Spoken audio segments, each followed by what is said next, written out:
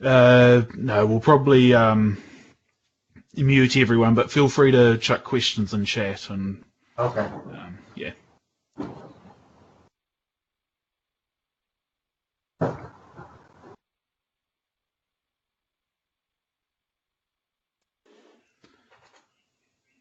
All right, yeah, one more minute.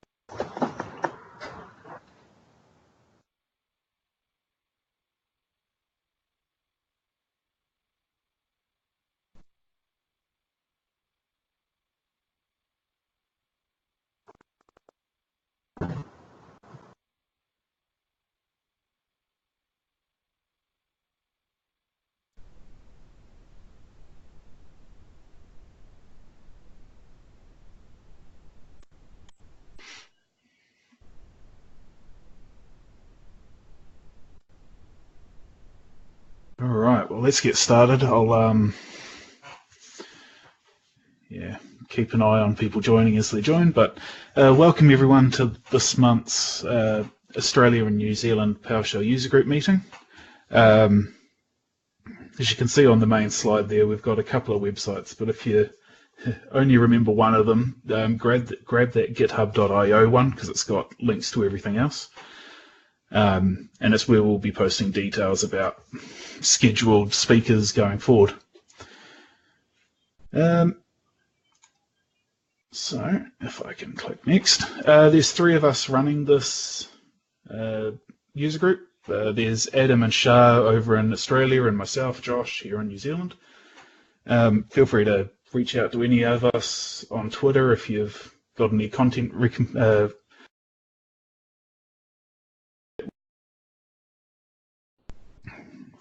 and tonight, we're going to run through the introduction real quick. But tonight we've got Daniel talking about PowerShell Core on Raspberry Pi. I think I got a taste of this topic on one of the recent PS Power Hours and really enjoyed it. But I'm looking forward to what he can do in more than 10 minutes. So without further ado, I guess, Daniel, if you're ready, feel free to start presenting. I am. Cool. Let me just try to share my screen. And, well, first of all, hello everyone. Good night for some, good morning for others. So, okay, I already have presenting control, so you might be seeing my screen now. Yep, we can see you, Daniel. You're good to go. So, hello everyone again. First of all, let me thank for the organizers to allow me to talk here today about this topic. I'm really excited to give you some new ideas, not only content but ideas, because I had some problems yesterday while trying my presentation, and something really cool happened, and I'm looking forward to show you that. But starting with it, my name is Daniel, or Daniel Silva in Portuguese, and on the left corner you can see different ways to contact me. I have a blog, you have my Twitter handle and my GitHub page. So about me, when I professionally I do work with .NET Core, Entity Framework.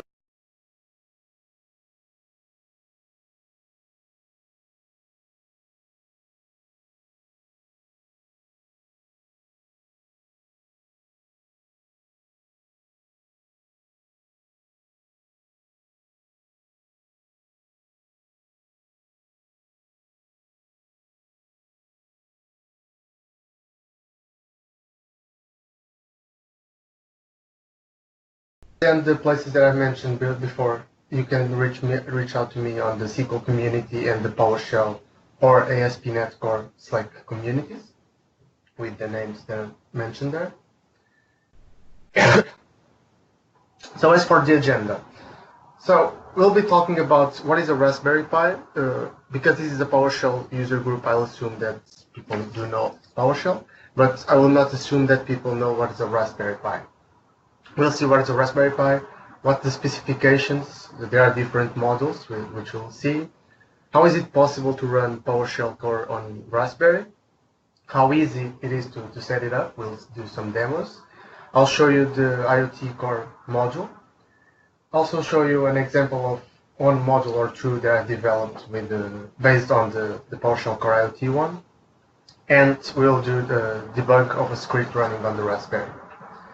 Without further ado, so what's a Raspberry Pi? Well, a Raspberry Pi is like a single board computer which is developed and maintained by the Raspberry Pi Foundation community, which is located in the United Kingdom. And their main goal is to provide not only internet, but mainly access to technological content to young folks and people that have like difficulties because of like the country economy or difficult locations, remote locations. And their main objective is pretty clear. They want to expand it to everyone. They want to give technology to everyone, which is really awesome. By March 14, 19 million units, or 19 million units, and units we mean Raspberry Pis, were sold. And of those 19 millions, 9 million of them are the Raspberry Pi 3B. So as I said, there are different modules. We have like the Raspberry Pi 3B, we have the Raspberry Pi 1, the Raspberry Pi 2, and we have the Raspberry Pi 0 and the Pi 0W. So on the left we have the Raspberry Pi 0W, which has like half of the capabilities of the Raspberry Pi 3B. It has only, it's like really half. We'll see in a minute the specifications of the Raspberry Pi 3B. But it's really awesome because it's like really small. But I'm mentioning it here mainly because this talk will focus on the Raspberry Pi 3B forward. And this means the Raspberry Pi 3B and Raspberry Pi 3B Plus.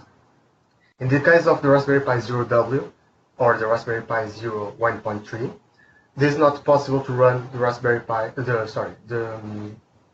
PowerShell core, and I'll tell you why in a few minutes.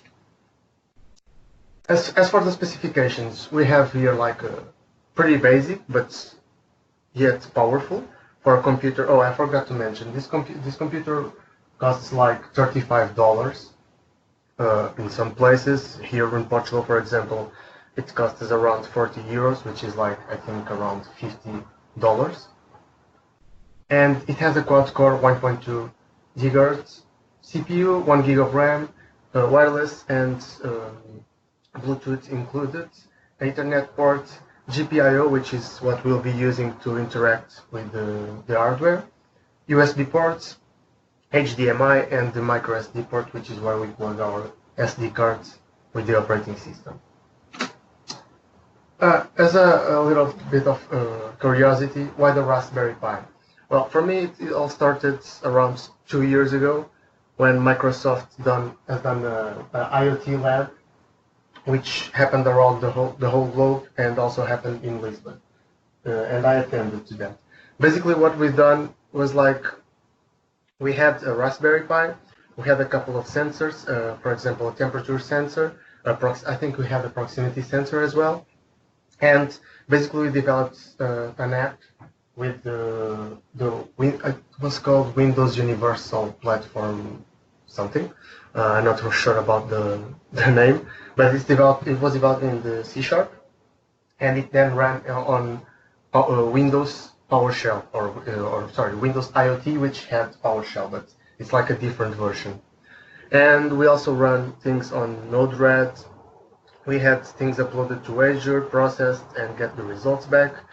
It was really fun, and it was like when the IoT was such a boom, and I really enjoyed that. So I came back home, checked what was possible to do, what were people doing with the Raspberry, and I found out that most of the projects that I found were related to gaming. So I started with what I call the basics here for the Raspberry, which was an portable arcade machine.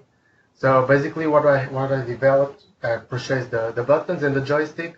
I painted the wood box and placed my Raspberry Pi inside this box. And if you can see on the left corner of the image, we have some wires there and a USB, what seems like the USB on the board, which is basically the USB to plug to the Raspberry, and the other wires connect to the buttons. And basically the result is like an arcade machine, but in this case just the cabinet. And I made a hole in the end on the back and plug it to the power and to the HDMI. So then I decided to, okay, this is all fun and games, but what if I want something more portable?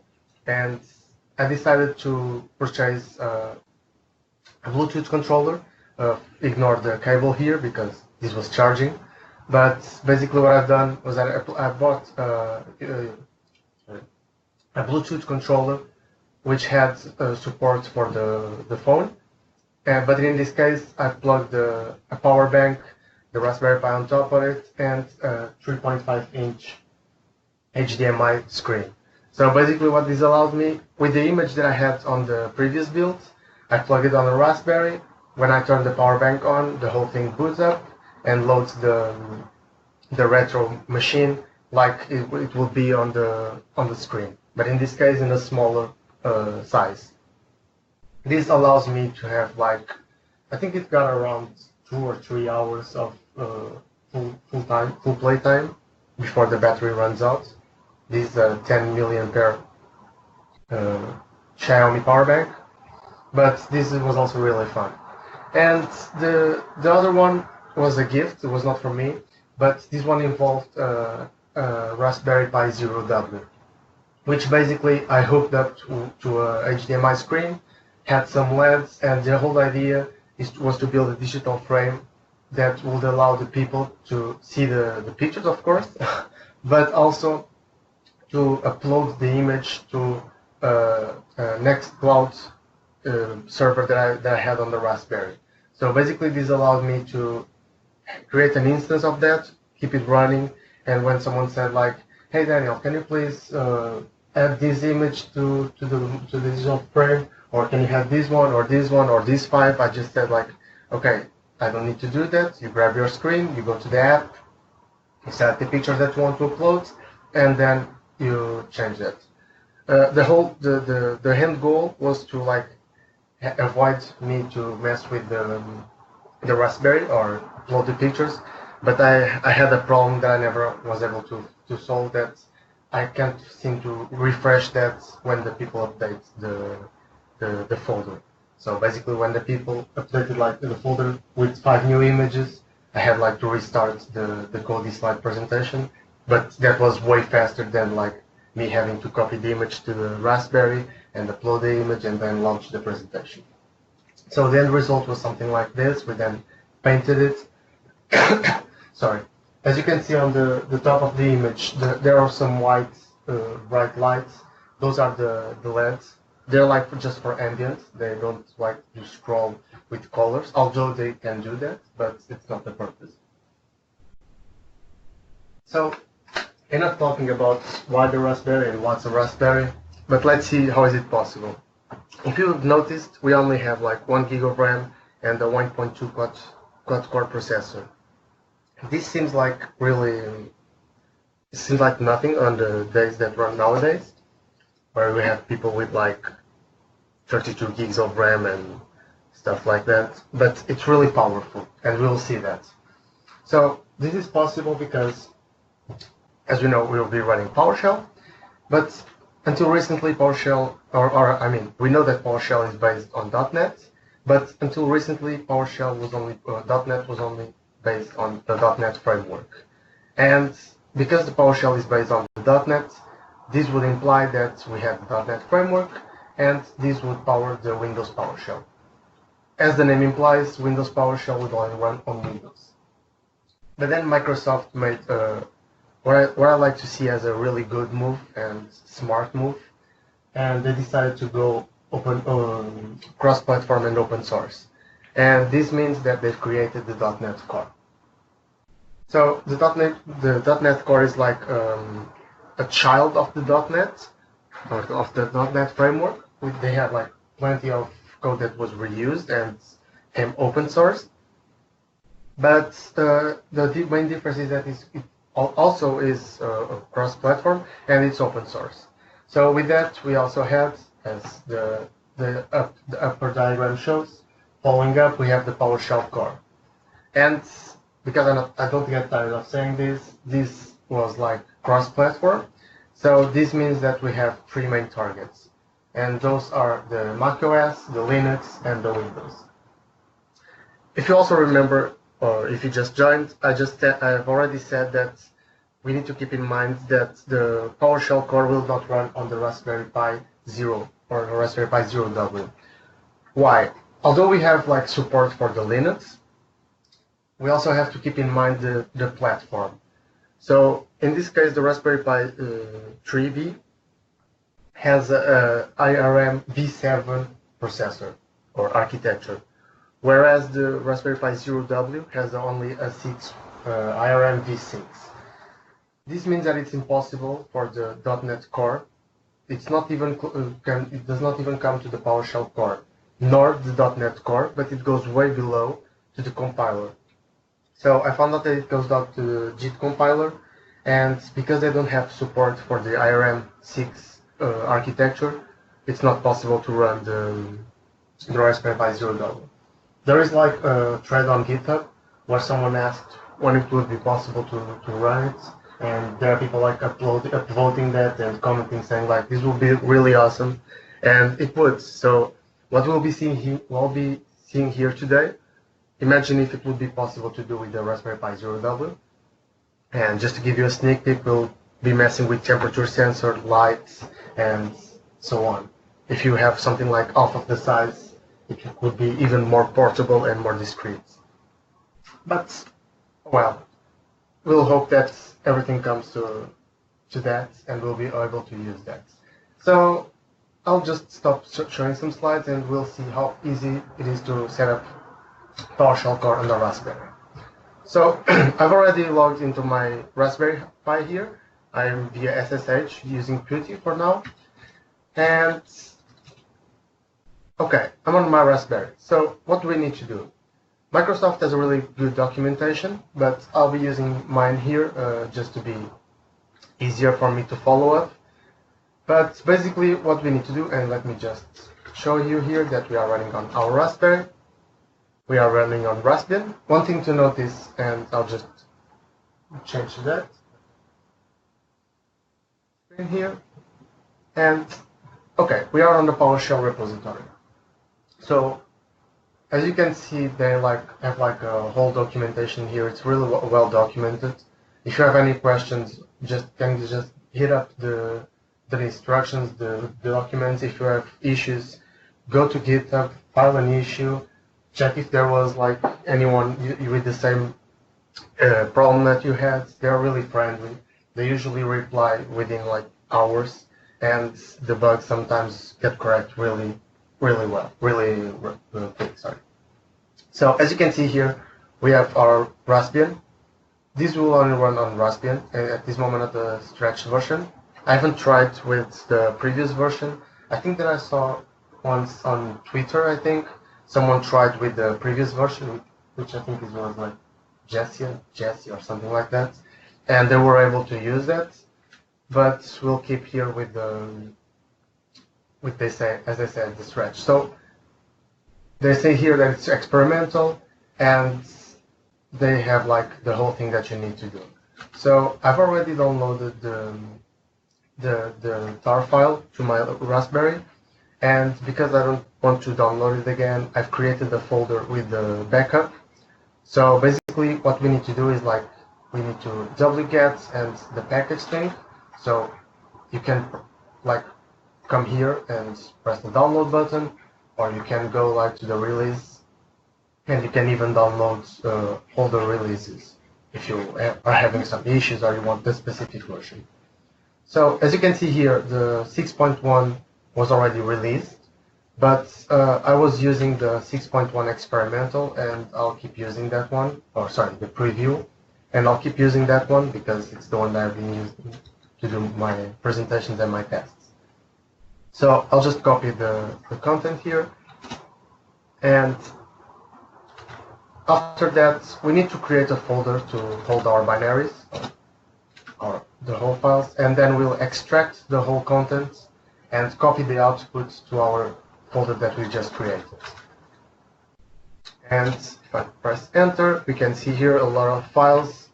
Some are really known by us, something like system, the DLLs, reflection, the net, Microsoft PowerShell security.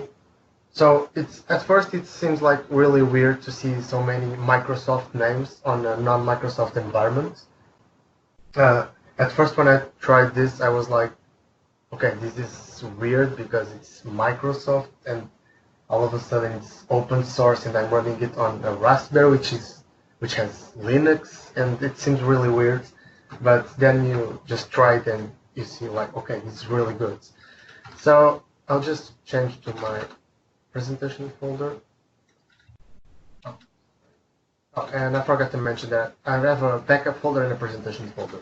The presentation folder will hold all the things that we'll be using during this presentation, and the backup will be used to, instead of downloading the files again from the repositories, just copy them. So we can see here that we have a PowerShell folder, and if you list everything that's here, you can see here a lot of files. But the one that we are interested in is the PWSH, and it's not found because I didn't /. it. So PWSH. Sorry. And as you can see here, it says PowerShell 6.1.0 preview, as I was telling you. And with this, we already have the PowerShell core running on our Raspberry. And just like that, we can do commands that we usually do on our PowerShell. And as you can see here, our platform is Unix, the OS is a Linux 4.1. I think that this one is the kernel version, I'm not sure about that. But the interesting here is the PS edition is the core one, and the PS version is the 6.1.0/preview.3. So with this, we already have the PowerShell running on our Raspberry. One more thing that is important, or I found important to do, is that, okay, as you can see, if I change the folder here and I try to do the PWSH, it says not found. So this is like it is on Windows. If you don't have it to the path, we need to fully specify the executable file, or in this case the file. I don't know, it's called executable on Linux. So because we don't want to do that, we want to access the PWSH anywhere on our terminal or any folder where we are. We just need to do this command, and what it does, let me just with this. What this does is like sudo is to run with a higher privilege, and this is to create a link without the suffix and say like, okay, what is located here, which is our PWSH, place that on our user being PWSH. And when we do that, if I simply do PWSH here, it no longer throws me the error saying it's not found, but instead it launched the PowerShell core. So basically with this, I could like finish my presentation because my title said like install PowerShell on our Raspberry, and this is pretty much what we have here. But let's proceed with that because I already gave you a sneak peek about the IoT. And what if I told you that with your PowerShell knowledge, and of course with a little more investigation, you can interact with the Raspberry Pi hardware.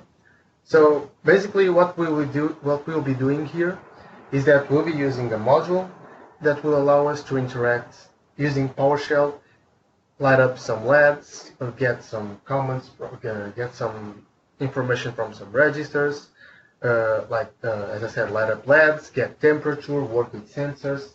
And how is it possible? Well, as I said, we have the PowerShell Core IoT module, and this is the main thing for the IoT module, or for the IoT to work here.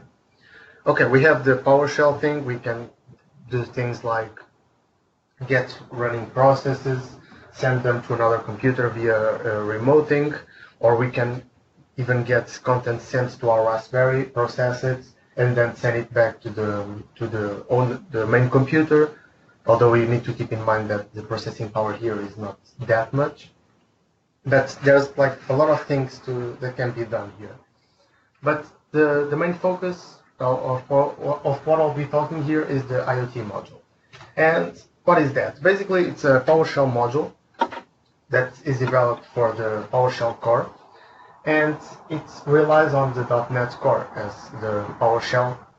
As the PowerShell Core relies on the .NET Core, this one also relies.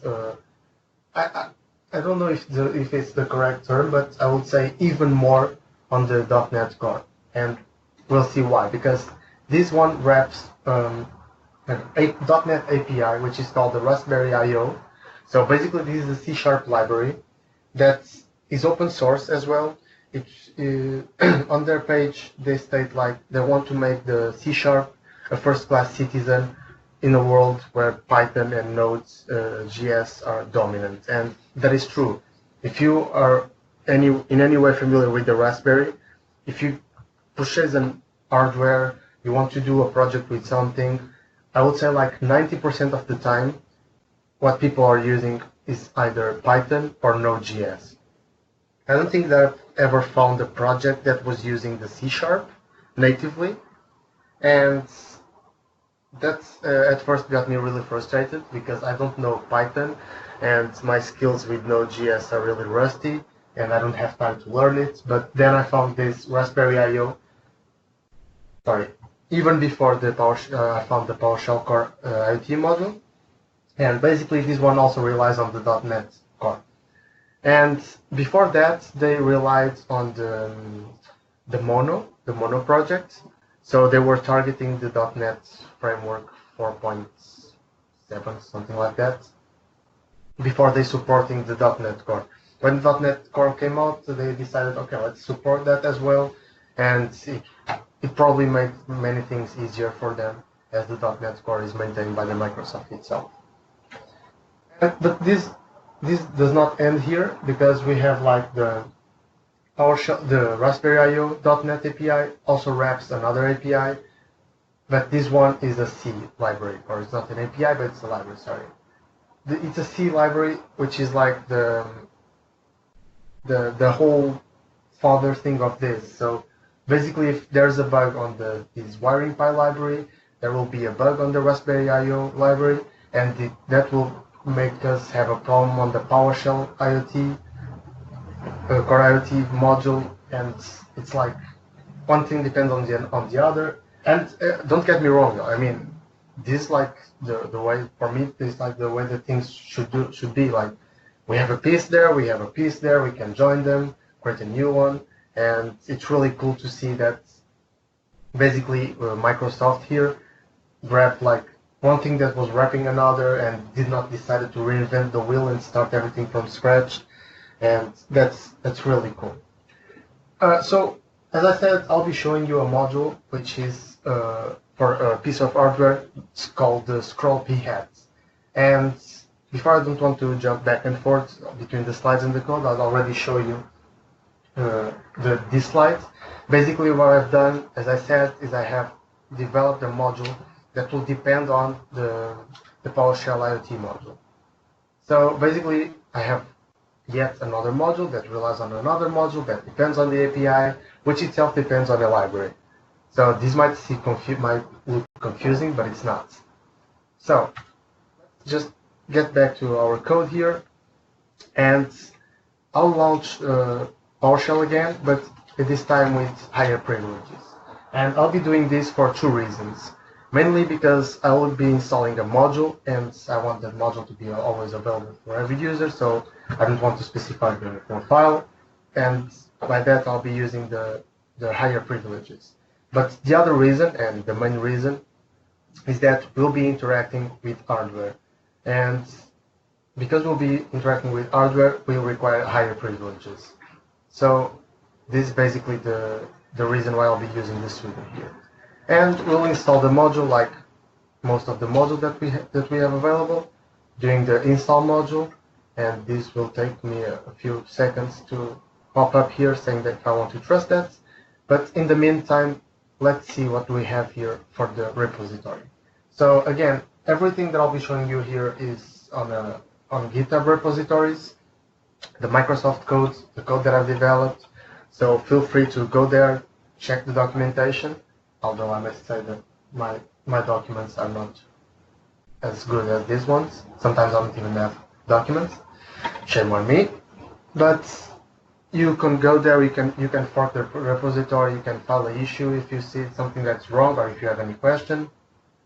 And it's a generic talk here. It goes for either the Microsoft or my repositories. So basically, as they say here, it's the module for interacting with hardware and the most common protocols, which are the GPIO, which are the ones that I'll be using mainly, the I2C, and the SPI. So I'll not go in depth into this whole protocol things, but I'll just give you an introduction. You have your the whole documentation, how to install it, how to build it from source, how to debug it, a lot of things. So this might have already asked me. Yes, I want to install it. And I will also copy my content here already. Okay, so again, I have my whole thing on my backup folder and I'm copying it to the presentation folder. So after this is installed, we'll do an import module. And I don't know if you have any idea of how many comments we'll have here. I don't know if you are able to talk, but let's assume that you are not able to talk. So think about the number for yourself, about how many comments we'll have here. So keep in mind that we're talking about the GPIO, the I2C protocol, and the SPI interface. So think about the number. It goes like 3, 10, 15, whatever. So basically, after importing that, we'll do a get command here, and we want the PowerShell IT module, and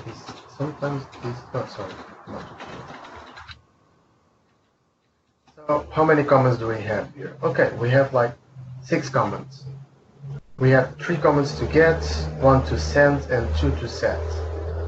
So our main focus here will be the I2C and the GPIO. So regarding the I2C protocol, what we have basically is we have a device, which is the I2C device, and we have registers, and we can either set the information to the registers or get information from the registers. So let's think something like, I want to give you this information, I want to set these registers, and you give me that information, for example. So for this module, I'll just use my sheet here and import module. And let's see what we have for our module. Okay, we have here a few comments, and we have we're focusing on the string. We have a char, we can let LEDs off, we can have some crazy LEDs, and we can set the brightness.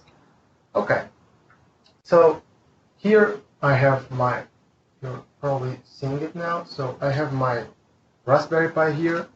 You might not see this one, because I've pinned the window here.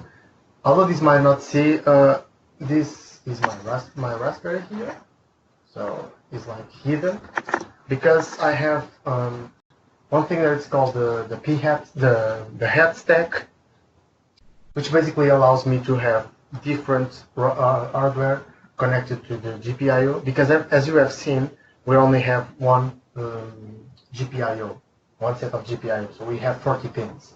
But this one needs 40 pins, this one needs 40 pins, and I have something here that is requiring 3 pins. So how do I solve that? I want to use all of them together, but I only have 40 pins. So basically the company called Pimeroni just decided to, okay, let's do a stack and we can have like up to 5 elements, I think. Yeah, we can have up to five things connected here. And this might be a problem if you have like different things that need to access at the same register, the same GPIO pin at the same time. But in this case, it's not the case. So what I'll be showing you here is this module. This is basically a ledge matrix with 5x11. So we have like 11 columns, 5 rows. And these are LEDs that cannot be controlled independently, but all as one. So let's try with like something like write a p-hat string, and let's start with our hello. Okay, so I don't know if you have noticed, but we have some LEDs here. We had the H and the E missing. So let's do that again, but let's say keep it running. So what we have here is like we have the text scrolling. We can do things like, as I said, we can set the whole LEDs off. We can do the set p-hats, crazy LEDs. These will go like random LEDs at random positions with random brightness, just popping on the screen. So don't ask me why I've done this. I was bored. I was trying to do some things and came up with this. So how do we write here? What do we need to do? I'll just change back to the code here, and once again, because I don't get tired of saying this, we have everything on GitHub. As you can see, it's not that well documented. It's a point that I'm missing, but you can have here how to start. What do we have? This is not the only thing that we have. I need to update these docs. And going back to our codes, I have the repository here. And the main thing is our PSM file here. So I'll just hide this one here and this one to be to the top. So going quickly here, we have a variable named alphabet, which is an hash table with like the whole alphabet, uppercase, lowercase, not lowercase yet, never mind that, numbers, symbols, commas, etc. And on the right we have a whole bunch of weird hexadecimal numbers. So how do we use that? So basically, as I said, we have a device, and we need to configure that device sending information to the registers. So I have a function here which gives me the scroll p-hat, which is the device in this case, and I have each device has an address for the I2C protocol. In this case, is the 60 in hexadecimal. Here are the values that I want to configure. Here's the address for that register. So basically what I'll be doing is like, okay, get the device and then set the register for that device to be the register that I'm specifying here, which is the position 0, with the information, with the data that I'll be sending you here, which is in this case 1B, that is mapped to something on the data sheet. So this is the part that I said, like, with your PowerShell knowledge you can interact with it, but you also need to know what are you doing. So in this case, this value has to be something like that I have to read from the data sheet, and it says like on the register position, on the position 00, you can have something like, if you turn up the first bit on the second byte and like 5 bits on the other, you have this value. So you need to reach out to that value and use that value to configure that. So basically here I have the brightness, and the function that we just used is the one here for the p-hat string. So what I do is that I accept text, the time, if you want to run it forever, or the number of iterations that I want to run. So basically here we have we start by turning off the LEDs, and we need to add some spaces if it's forever or if you have iterations, so that the whole text don't get together. And we'll do something like for every letter that we have, write the char. And writing the char is basically the whole instance of this thing. So we'll have an array with the positions, and I'm sorry to go back and forth, but it's just easier for me. Let's say, for example, that we want to write the letter A. As you can see, we have here 3 positions, and each of these positions is the array, is a register. So let's say that I want to write the letter A. What we'll have here is like get the bits, get the number of registers that you required, and this is because we might have to shift things. So when you occupy the whole 11 registers, we need to scroll everything to the left and write it on the next available register. So this is basically the whole logic here, which I'll not be extensively explaining here because this will require 2 or 3 hours. But basically you have here the whole idea. So basically we need to set the registers, get information. In this case I don't have many cases to use to get the information from the register, but I will show you another example. And basically this is it for this module. I'll change this a little bit because I'm not sure about the time here.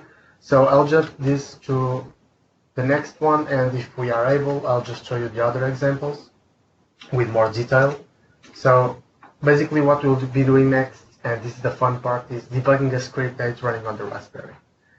So at the beginning of this session I said like it has been challenging because some things have changed and I was having troubles while I was testing it out yesterday. And basically what happened here was that I have this helper here, which I have everything configured saying like, in order to do debugging to the Raspberry, you need to follow these steps, this, etc. And everything worked when I was working on my Linux machine. I had to format this computer yesterday and installed an SSD and set up the whole thing. And when I was trying that at the night, I was having problems because it was not working. So let's see why was that and how it got solved. What I'll be doing here is that I'll be purging the SSH server and install it again. And the main reason for this is that, as Microsoft said on their documentation, we'll need to SSH to our Raspberry, and keep in mind that this will only work if it's from PowerShell core to PowerShell core, because the OpenSSH does not work on Windows PowerShell. So again, we have here the whole documentation on how to do the remoting. This will lead to another file and etc. So basically what they said, and I think it's on this one.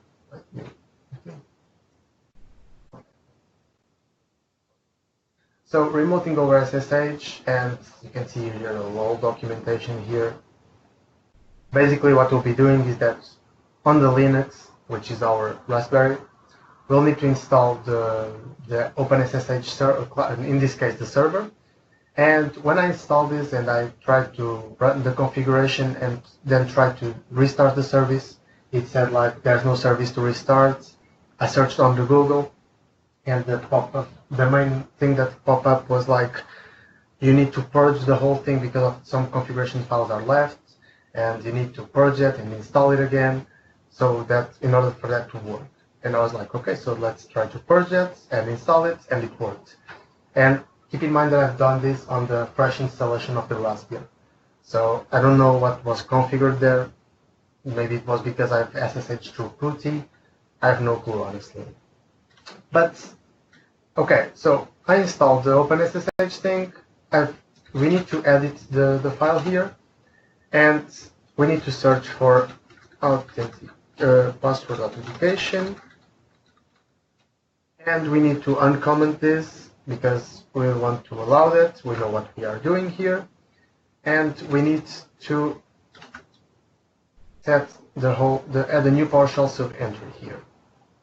Okay, so we just come back down here, we paste it, and keep in mind that we have here the sudo pwsh, because if we will do debugging that requires to interact with hardware, again, we need higher privileges, and if you don't run this with sudo, it will not work, or might not work. I've not tested it, but I mean, I tested it once and it crashed.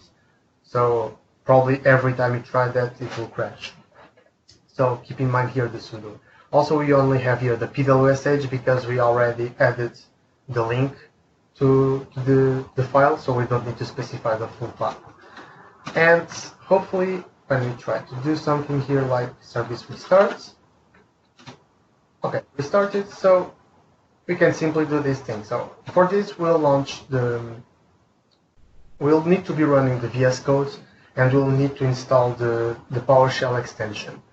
So if you come here, I have the PowerShell extension installed, and this is because we'll be using the PowerShell integrated console. So this was something, part of this is something that I learned yesterday. So I knew that we needed the PowerShell extension. I was not really sure why, and I learned that the hard way. So I tried to do something like enter PS session here, and to do that, I had an error, and it was not this error that I'm having. So basically, the error that I had, and I hit up with on both Twitter and GitHub. This is, I want to remove this one. Can I? Okay, sorry. I don't know if you see, but I have a bar here up here about the Skype, and it's messing my tabs thing. So I'll just jump here to my Twitter, and if you see here, I have like somewhere around conversation with Tyler and Steve. Tyler is the maintainer of one of the maintainers of the PowerShell extension for VS Code. So he also the one that the main maintainer for the PowerShell IoT module. So really awesome, really cool folk. And as I said, I was trying to access my Raspberry Pi, and I can full screen this. And what I have here is like, when I was trying to run the PowerShell integrated console, running the version 6.1, I was having an error saying cannot find drive with letter C does not exist. But doing the same thing with the PWSH, which is like the PowerShell core on Windows, it worked. I've done the same command, had no error, placed the passwords, logged in successfully. I don't know what happened. What was happening? I found an issue of someone saying that he had the same problem, and again, this is why I'm trying to pass the message of file issues. Search that. It's open source. It's awesome because of that. I saw someone having the same problem when trying to PS session from Windows to Linux, and there was a comment here like, does this happen in and outside the integrated console? And he said yes. And then I said like, I said the same. Also happens to me, but only if I do it through the PowerShell integrated console. And a few moments later, I was already asleep because this was at the night. Tyler said like, we figured out this issue, and this awesome folk decided to try to fix that. And keep in mind that, as far as I'm concerned, this is in United States, so it was still on on a Sunday, so it was not a working day. And he said like he has a fix and they have a CI build. And Tyler then explained me how to get a CI extension to be installed, where to grab that, and how to install that if I'm using Insider, for example. And I said like they've fixed it literally while I was sleeping, and I was like preparing my session yesterday like, okay, so we'll not be able to unfortunately we'll not be able to do the debugging because of this, because of that, and explain you that. But then this whole solution came up in like less than a day, and again it changed my presentation here in a good way. So coming back here, because this threw me an error and not the error that I was expecting.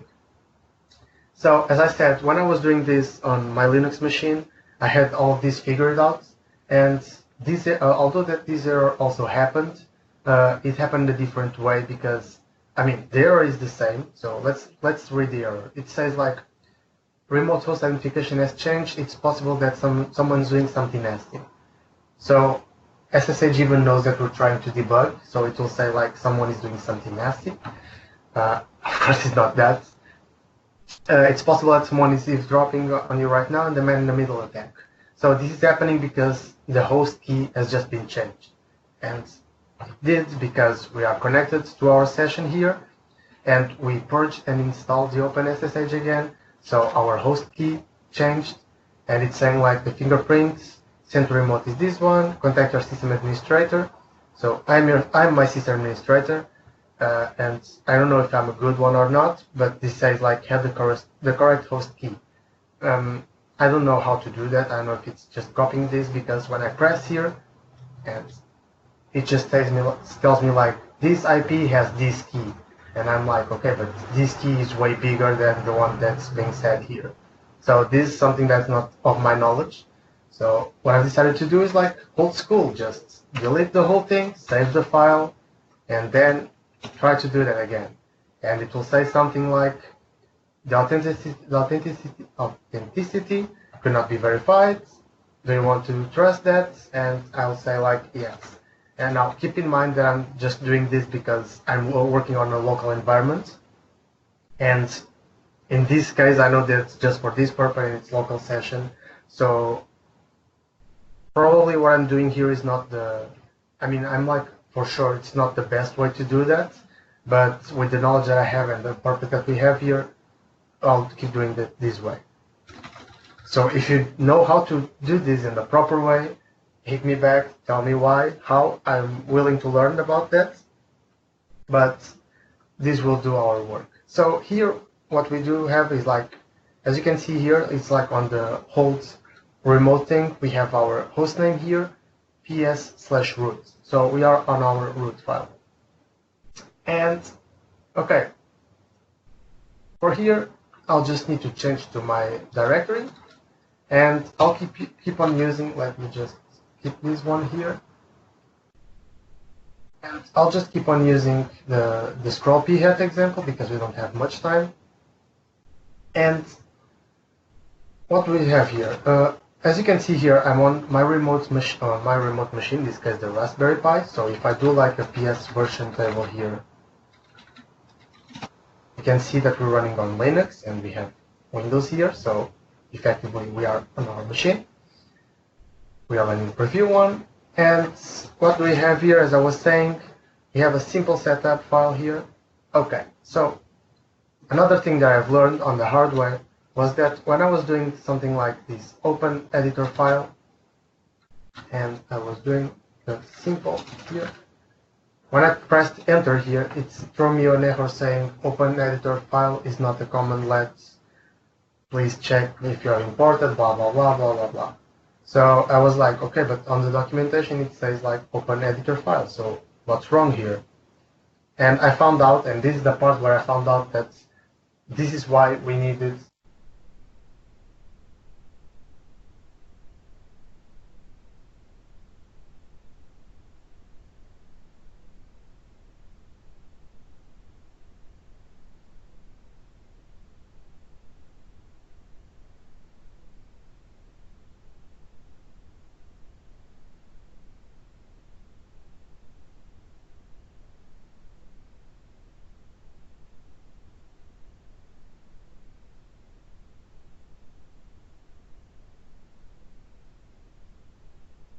see what I do. I'll just launch the PWSH here again because I'll clear the screen. So I'll have to import the module again.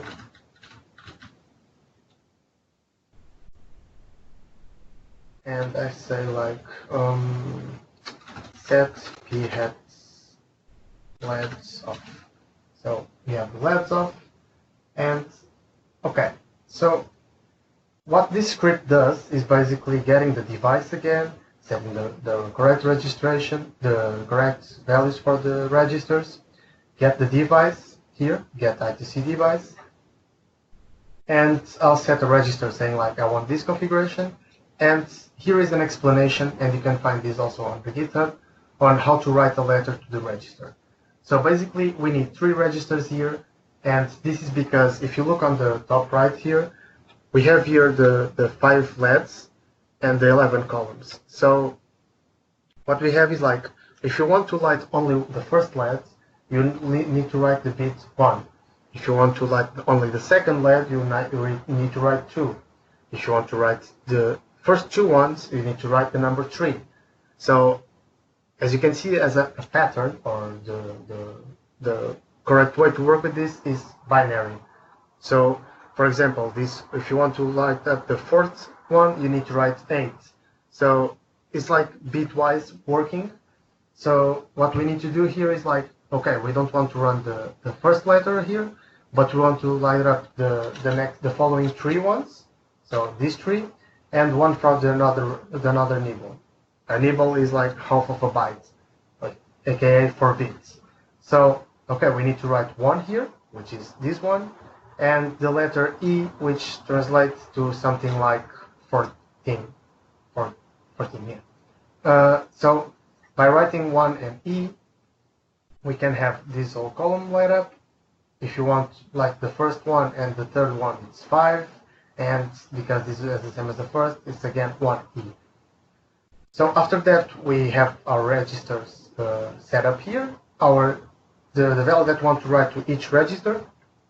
So, okay, for each register, in registers, write this one, and as you can see, if you want to do something like, I can set a breakpoint here, and if I press F5, hopefully this will work. Oh, this is running this.net. Sorry, I don't want this one.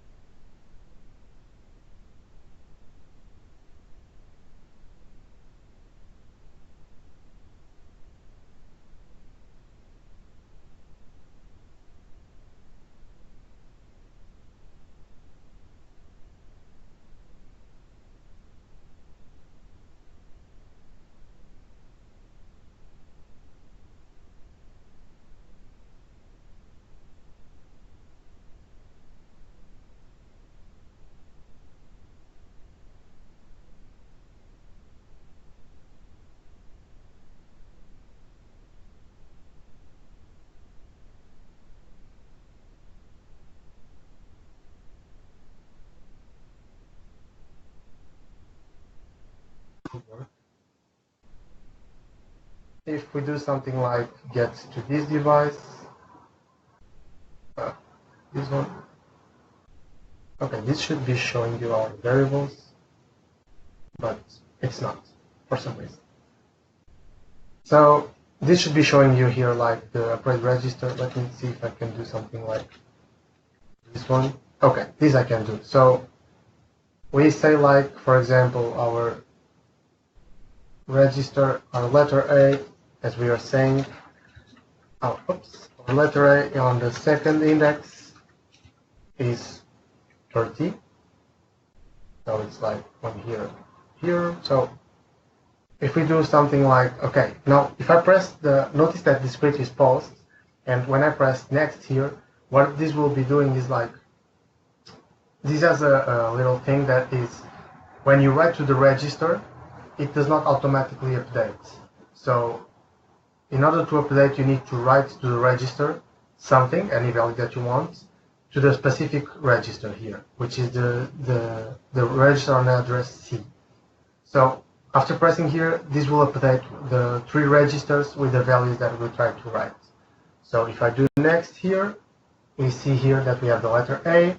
So basically this allows us to set the breakpoint here, see what value does it have on the register at that time, and this is really, really helpful. So because as I checked already, we are without any time, let me just do this trick here. That is, I'll be launching Python here, don't get scared.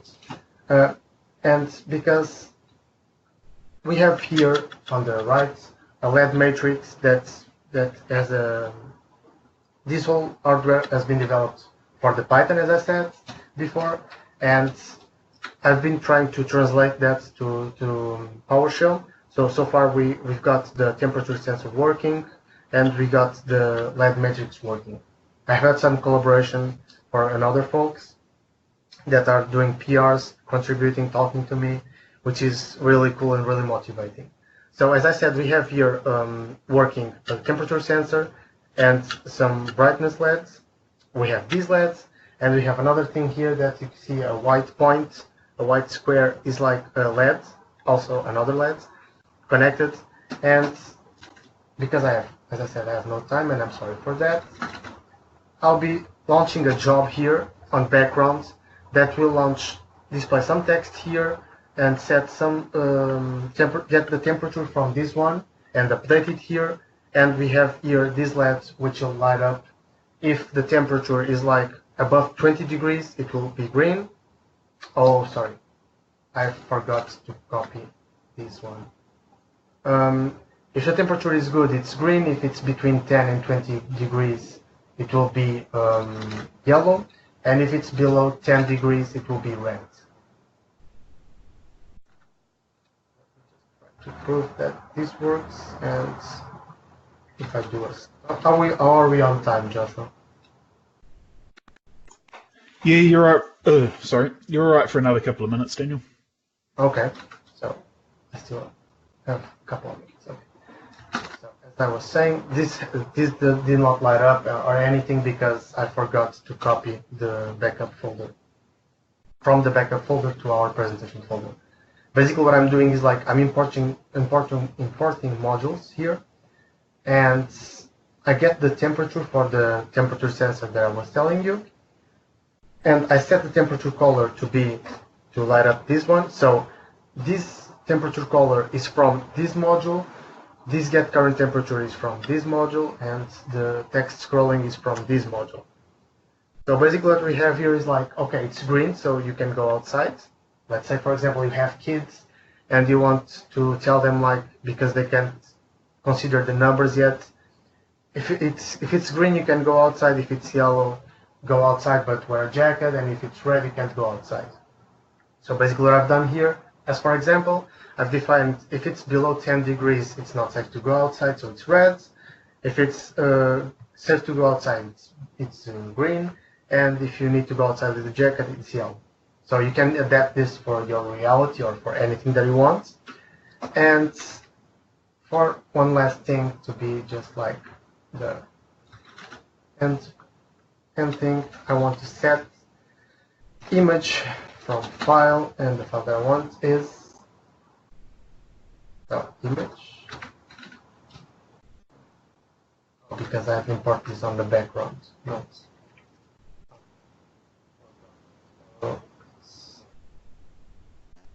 Sorry for that. This one, and I want to set image from file, and the file location is this one. So I do this. Notice that because this is a webcam, and it's also kind of ruins the whole thing for me, because on my side I can see like crystal clear and it's really good. But because the camera is not that good, and I haven't found a camera that can shoot even a picture of that without doing this effect, you can see like a breathing effect here, but it's static on my side. It's pretty green, and pretty green. So it's the best that we have at this moment with this hardware.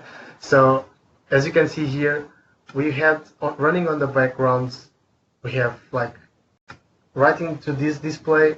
We get temperature for this sensor that got it written on this display, and the temperature that we used here was also written to this LED, and this lighted up the whole thing. So far it has been a really cool project to be developing. It's even more challenging because I don't find many people doing this, so sometimes it's hard to find someone to talk to or get some doubts cleared. But the whole community is really awesome, and doing these presentations has already helped me a lot, and I've learned a lot during this process. So I really hope to keep this up, and please, if you have questions, explanations to me, for example, that's the SSH thing, or something that you notice that is wrong on my code or on my presentation, please feel free to reach out to me. You have my contacts. So I'll just leave this here because it's beautiful. But going to our last slides, because we talked a lot of things, let's wrap this up. So basically, we've seen what is a Raspberry Pi.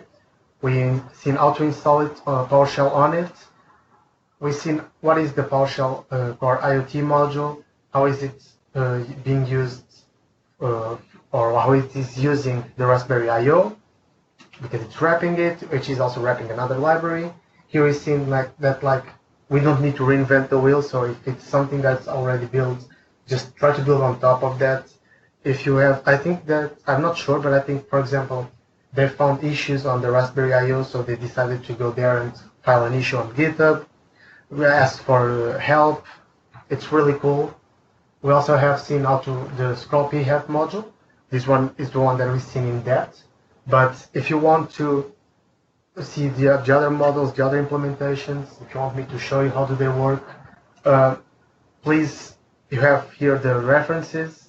I don't know if it's like a GitHub repository, but I can send the slides to the organizers so that they stack them and send them through email. I don't know how does that work, but Josh will enlighten me.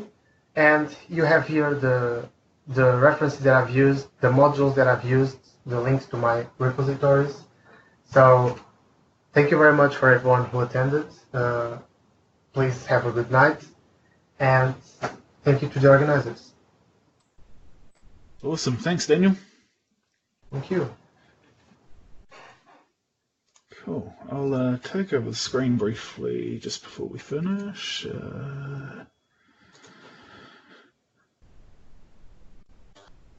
If it'll let me.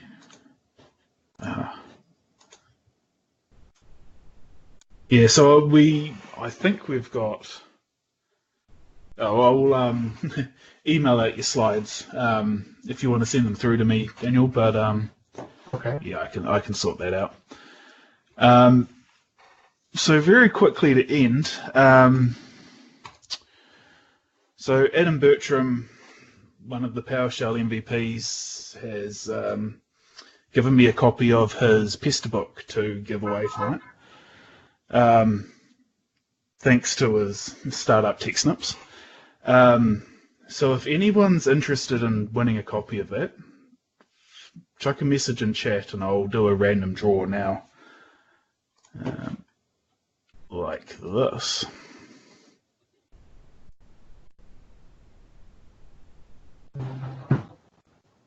And basically, I'll just chuck everyone's name in and get random and send a link.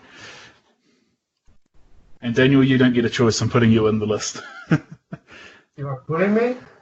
Yeah, I'm including you in the draw. Oh, okay. But is that virtual one, digital or? Yeah. Okay. Yeah, so it'll come via LeanPub. Okay. Oh, nice, sweet. All right.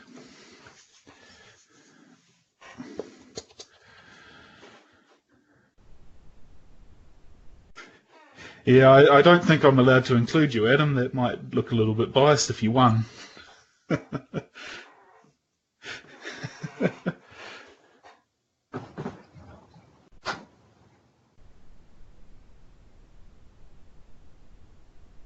Right.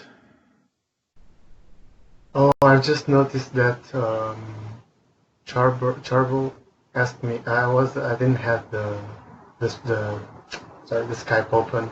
He asked me to give a reference to the API. Are you able to give us an overview? Actually, I'm not sure if I'm able to do that right now because my Spotify key might have. You don't have to set it up. More of it's just in general. If you just a quick overview of what you've done with the Spotify API, just like a minute or two of just high level. Oh, okay. I think I have that on my GitHub repo. Let me check that. If I have, I'll just link you that.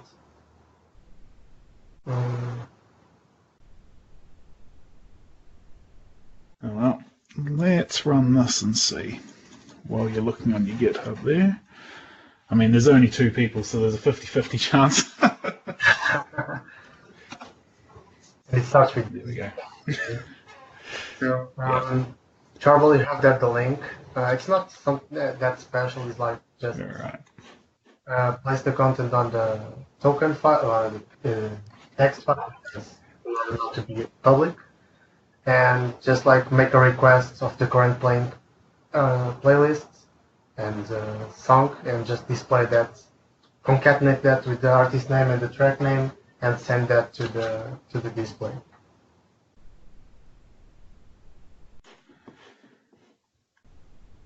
Oh, does that mean that I won?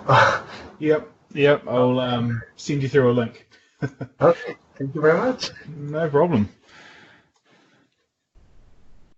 Cool.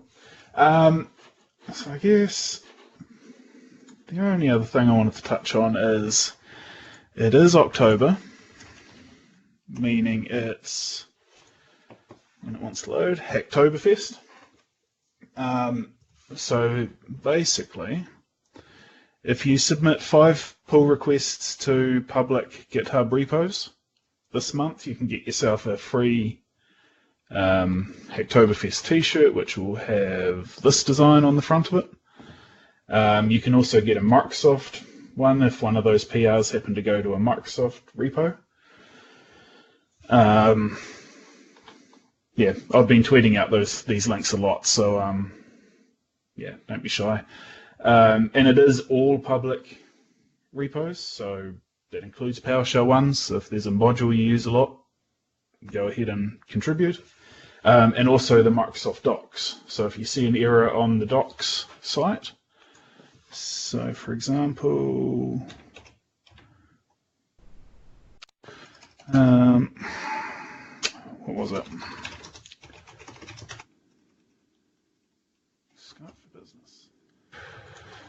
So if you're on the Docs site and you see an error, you can head up there and click Edit, and it'll take you directly to the GitHub repo, and you can make edits there. And as you can see, I've made an edit on this one. So it's really simple. But yeah, don't be shy. October's really the time to get into it, and if you need any help doing a pull request, get in touch. So if anyone else has news or wants to ask any more questions, feel free to unmute yourself and ask, or type away in chat, or if not, we'll wrap up.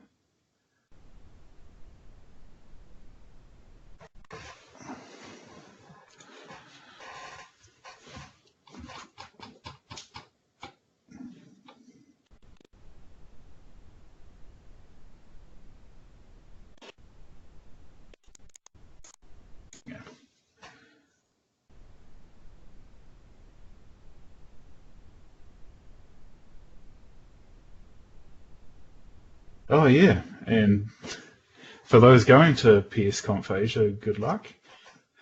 Are you? Oh, of course you're speaking there, Adam. Yeah, good luck. Yeah, I'm going to do the same presentation from the summit. Awesome. So very excited. There's a few other Aussies going, so we've got some of the guys from Vigilant IT. They're going to go as well, so it should be a good event. Awesome. Yeah, so there'll be a couple more people from this area. Yeah, the travel's a bit easier. Yeah. Awesome. Well, I'll see you all next month, I guess. Adam and Shara will get in touch with you later on, and yeah, we'll organise some content. Yeah, sounds good. Awesome. Thank you, everyone. Catch you later. Thank you very much, guys. Bye. And Bye. Thanks again, Daniel. No, thank you.